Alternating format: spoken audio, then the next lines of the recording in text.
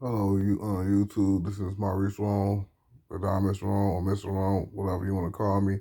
Like, share, subscribe if you're watching this video. I'm doing a Mount Rushmore of the Philadelphia 76ers.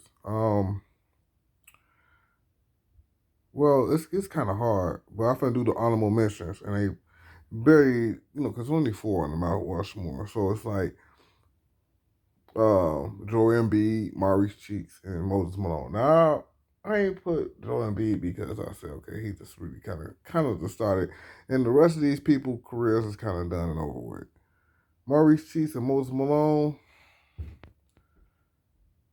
I couldn't put them over. You gonna see why? But Moses Malone was hard because it was like a toss up between my fourth and Moses Malone because I got him in ranking too. So it's like for my fourth and Moses Malone. Moses Malone won an MVP. Moses Malone, when he went to the team, they got a title. But he also spent his career in Houston and several other teams. You know what I'm saying? That's the reason why he ain't cracked it, or Moses Malone would have cracked it if he would stay longer. Now, number four, I got Charles Barkley. Because he came in 1984, but everybody was retiring then. So he kind of led the Sixers to the playoffs, and he was in MVP like by himself. He had like I think Andrew Tony and shit, but he was really by himself. So he led to the play led the Sixers to the playoffs, and he also was in MVP conversations. So it's like that's what was so hard for me was either him or Moses. But if I choose Charles Barkley a little bit, edge to Charles Barkley a little bit, even though he won a lot of All Star, he went to a lot of All Star teams and some NBA teams, but he ain't really won on championship. He never won on championship. He ain't won on MVP until he got to Phoenix. He only got one MVP. The second one I went to Al Iverson. He knew he's gonna be my worst one. Definitely on 76ers. He's gonna be a Mount Rushmore of the 76ers because it's fucking Al Iverson, man. He took a team that couldn't score. He had Mutombo, which is the manager. Everybody said he ain't had no time on that team. He had Mutombo, but he was old. You know what I'm saying? He was old, but he was defensive player of the year, but he was old, and everybody else couldn't score. Like you know what I'm saying? It was a defensive team, so it was just Al Iverson really by himself. And also when he went to the playoffs, he beat the Lakers. The Lakers was sweeping people. They swept the West. It ain't like it was no competition. They swept the West, and they had time to play. And Al Iverson just got done from the Riggers, from the Bucks, or the Raptors, or he's a former MVP. Like he was undersized, shooting guard 6 feet. Everybody else 6'5" and above, giants, and he was 6 feet. He was my height hooping niggas. You know what I'm saying? So you got to put Al Iverson. The second one was kind of hard between two because I love the second one the most, but I can't put him over number one. It's Dr. J.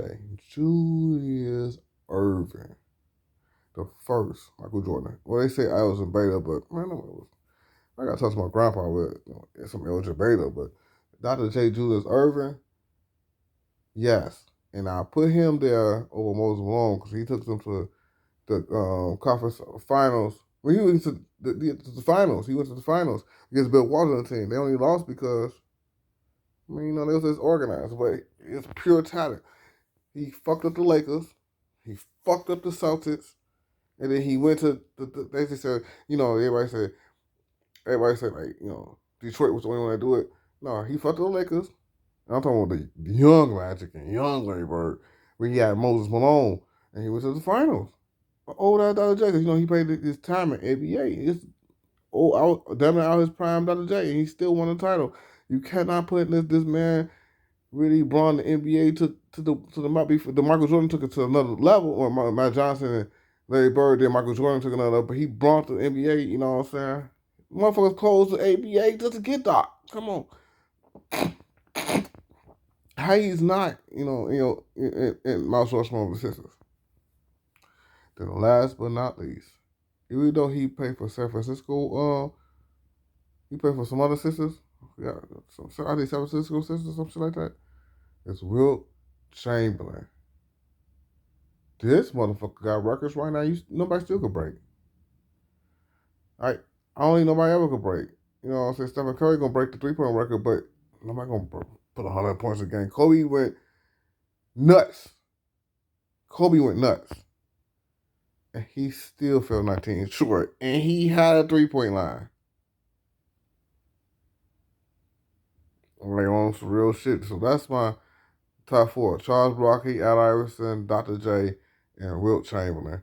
Because Wilt Chamberlain, Wilt Chamberlain, you don't know. Wilt Chamberlain is timeless. He's like Michael Jordan, you know, Magic Johnson, Larry Bird, well, LeBron James. He's gonna be timeless. Real Bill Russell, they're gonna be timeless, and Dr. J, they're gonna be timeless throughout history. So Wilt Chamberlain, I don't even have to say too much about him. You know, the first nigga to score 30,000 points. Like, come on, man. He's like unbreakable records. And I'm so happy the block shots was not there because he had so many block shots. He'd be like, what the fuck? No one could break that, you know? He got rebounds and points. You cannot block that. I think he was on the Sixers when he led the team in assists. So, like, share and subscribe. This is my Mount Rushmore on the Philadelphia 76ers.